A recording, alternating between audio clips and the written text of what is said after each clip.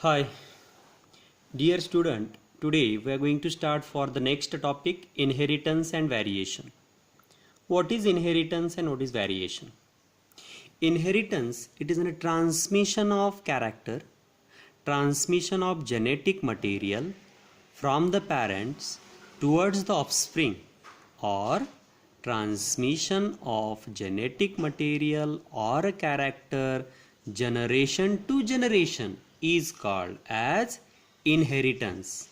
Like you can say, the characters of the parents are get transmitted towards the offspring.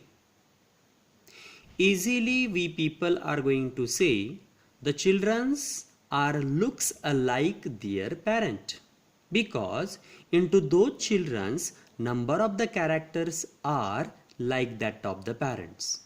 Easily we are going to say the eyes are like father, the nose it is like mother. Why?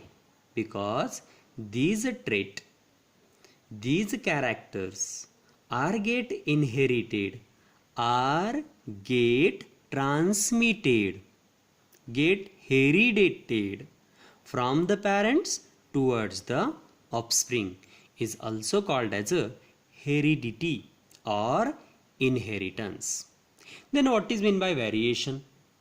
Variation is a difference amongst the individual offspring of the same parent or the parents and their offsprings.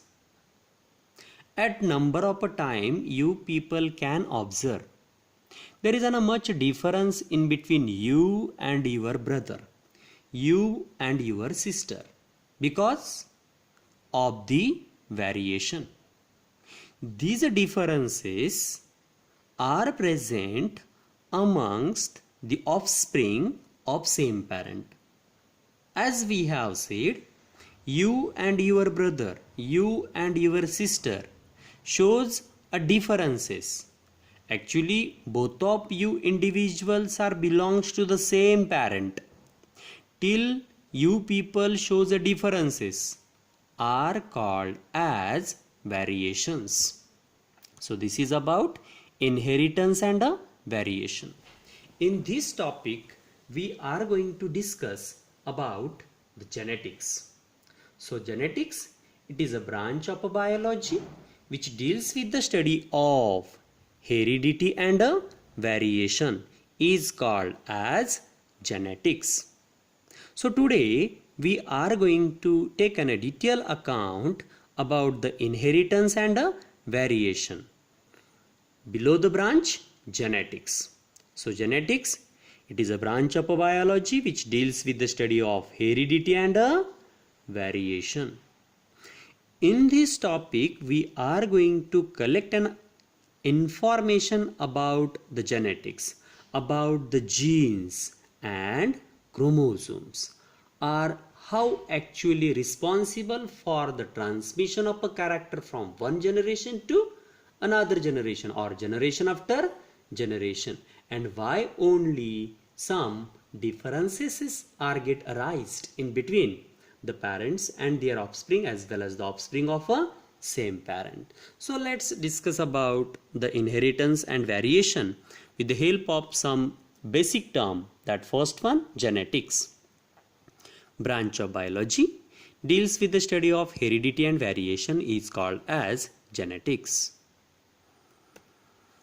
Heredity or inheritance, now only we have discussed. Transmission of genetic material from generation to generation is called as heredity. Variation, differences amongst the offspring of the same parent or difference in between the parents and their offsprings is called as variation. In this topic, we are going to discuss about the chromosome and mechanism of inheritance. Mind it, whenever we start to study about the genetics, then we have to discuss about the father of a genetics, that it is an Gregor John Mendel, who born on 1822. In 21st July 1822 is an birth date of an Mendel. Mendel performed a number of hybridization experiments to study the genetics. And upon those hybridization experiments, he concluded and gave us the correct explanation for the mechanism of inheritance. For his hybridization experiment, Mendel selected a garden pea plant. This garden pea plant shows 7 pairs of contrasting characters. 7 pairs. Contrasting means exactly opposite to each other, like tall and dwarf, inflated and constricted, yellow and green, round and wrinkled. In such a way, exactly opposite characters, contrasting characters are shown by this garden pea plant and is helpful for the scientist to make a correct explanation for the mechanism of inheritance. While studying his hybridization experiment, Mendel observed the characters are get inherited from first parental generation towards the offsprings, from F1 towards the F2, from parents to F1, from F1 to F2. That means the characters are get inherited from generation to generation. And he said these characters are inherited through something that it is present inside the gametic cell. Then this something was called by the Mendel as a factor. So nowadays this factor is called as a gene. If we take this garden pea plant, what are the different 7 contrasting characters shown by the garden pea plant Pisum sativum? In front of you in the tabular form, we have the characters and trait of this garden pea plant. Here the first character it is taken, that is in a plant height. Height of the plant it is character. Tall and dwarf are the traits. So tall trait it is dominant over dwarf trait. This tall trait is denoted by the genotype capital T or either capital T small t. This dwarf trait is shown in the form of a genotype as a small t. So dominant means the character which appeared in a F1 generation is called as a dominant. And the character who can't express itself in a F1 generation gets suppressed by the presence of dominant character is called as a recessive. This recessive only express itself when it is in a homozygous condition. But dominant, this gene can express itself in homozygous as well as heterozygous condition. So that it is a dominant and recessive. I think so in 10th standard you have studied about the same thing. The next one, it is on a flower position. Axial flower and terminal flower. The flower which grows at the end and the flower which grows at the axial region of the stem. Third character, color of the flower. Purple color and white color. Next, pod color. Green pod and yellow pod. Then pod shape, inflated and constricted. Next, color of the seed, yellow color and a green color. And next, shape of the seed, round shape and a wrinkled shape. So these are the 7 pair of contrasting character present in a pea plant. Because of the presence of these contrasting character, it is easy for the scientist Mendel to have an actual and detailed account in the relation of a transmission of those character from one generation to another generation, transmission of those traits from one generation to another generation. And scientist says what? These character, these traits are get inherited by the something, and that something was called by the scientist as a factor, and nowadays this factor it is called as a gene. The next scientist Corvinus. Corvinus in 1900. Actually, Mendel performed his great work, but the greatness of Mendel was not aware till his death. After his work in 1856, scientist or his work was not accepted by the other scientists at that time, but after the death of Mendel, greatness of Mendel came in front of us in the form of a father of genetics. And on the study was performed by the scientist Mendel, same study when performed by three different scientists as Corvinus amongst them, who postulated the three laws based on the Mendelian inheritance. As first one, that is a law of dominance. Second one, that is a law of purity of gametes or law of segregation, also called as a law of separation. Third one, law of independent assortment. Actually, these are three laws proposed by Corvinus, but we people nowadays are also going to say Mendel's laws of inheritance. These three are called as what? Mendel's laws of inheritance, and are proposed by whom? Corvinus, based on the study of Mendel. So we say Mendel's laws of inheritance. The next, at that time when Mendel studied on the garden pea plant, at that time into the society the blending inheritance was much popular. Then what is meant by blending inheritance? On this blending inheritance, the scientists work at that time in the regard of genetics, in the regard of heredity and variation. They have a faith.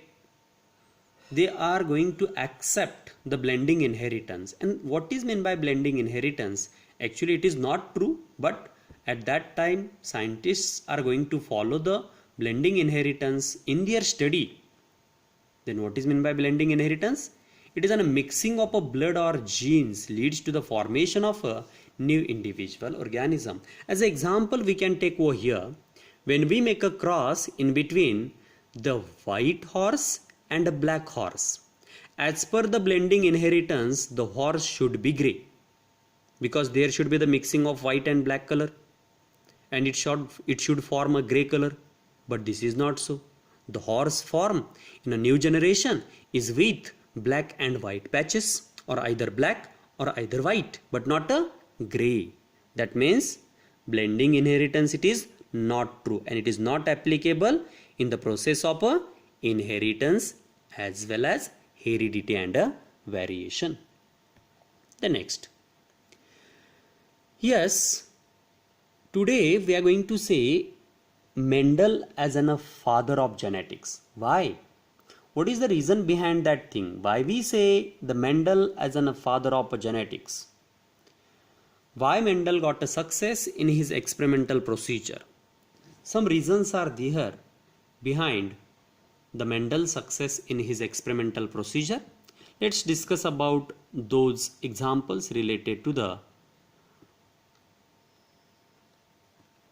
Mendelian experiment, or why Mendel got a success in his experimental procedure. First, Mendel planned his experiment very carefully and involved a large samples. Many samples was studied by the scientist. He recorded mainly the number of plants. Many plants are recorded. Of each type means of tall and dwarf, with position of a flower terminal and axial, with the shape of the pod inflated and constricted in this way, and expressed his result in statistical data or in statistical form in the form of ratios. Then it is easy to identify all 7 pair of contrasting into the pea plant, which makes an help to the scientist to go for the detailed study and correct study. Contrasting characters in a pea plant, it is controlled by the single gene. That means one character, one trait, it is controlled by one gene. One character is controlled by one pair of the gene or one pair of the factor. Factors or genes are located on separate chromosomes and they get inherited from generation to generation. Mendel gives us the term dominance as well as recessive. Dominance, the character which appeared in F1 generation, it is called as a dominant character, and the character which is suppressed, get masked into the F1 generation, is not expressed in F1 generation, is called as a recessive character. Lifespan of the garden pea plant, it is short. That means in a 1 year, scientist can take about 3 to 4 generation. The size of a pea plant, it is very small. So he can grow many plant in a small area behind his church. He was working into the church as a priest. At the same school, he is going to work as a teacher. And behind the church, in the small space, he perform his hybridization experiment. So within that small space, he can grow the many plants and can observe all the characters very easily, as the size of a plant, it is short, it is small. In a standing position, scientist can observe all the character, either height of the plant, position of the flower, color of the pod, shape of the pod, color of the seed, shape of the seed. All those characters can be observed very easily by the scientist because the size of plant, it is small. Then pea plant, it is naturally self-pollinating plant, and this self-pollinating plant flower are large enough and can be used for artificial pollination or hybridization process also. So all those are the reasons behind the Mendel's success in his experimental procedure. Then genetic terminologies are given in this topic. When we want to study about the heredity and variation, we should know about the genetic terminologies, which we'll study into the next lecture. Thank you.